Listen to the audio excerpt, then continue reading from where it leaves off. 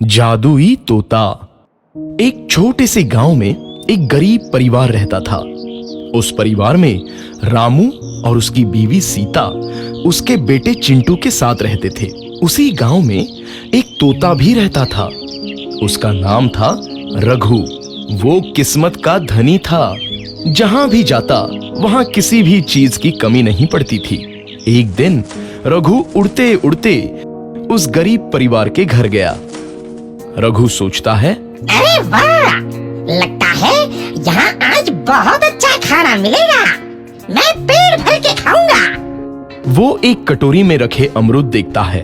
अरे वाह, अमरूद, मुझे तो ये बहुत पसंद है। मैं तो इसे पेट भर के खाऊंगा। रघु तोता अमरूद खाने ही लगता है।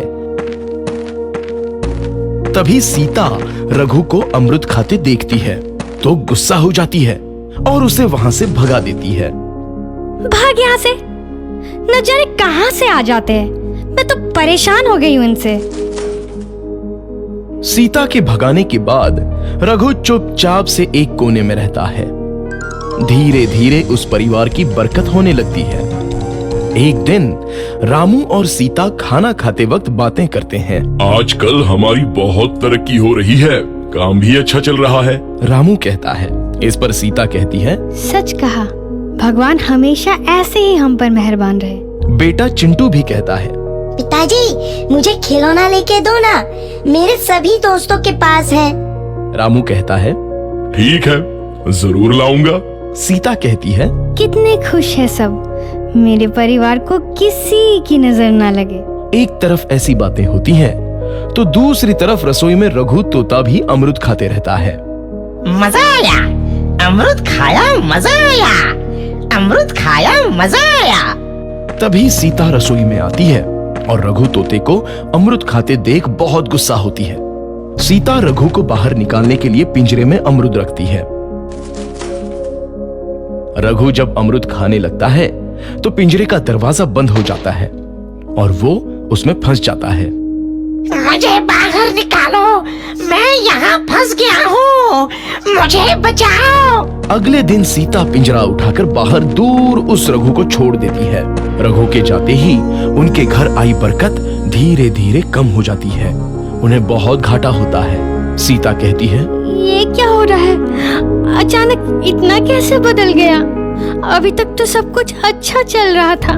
रामू कहता है, लगता है भगवान हम पर रूठ गए हैं। चिंटू भी कहता है, लगता है अब मुझे खिलौने भी नहीं मिलेंगे। और वो रोने लगता है और बाहर चला जाता है। कुछ दिन बाद रघु तोता फिर से उस घर में आता है। वापस आया, मैं वापस आया। अब मैं जमकर अमरूद खाऊंगा।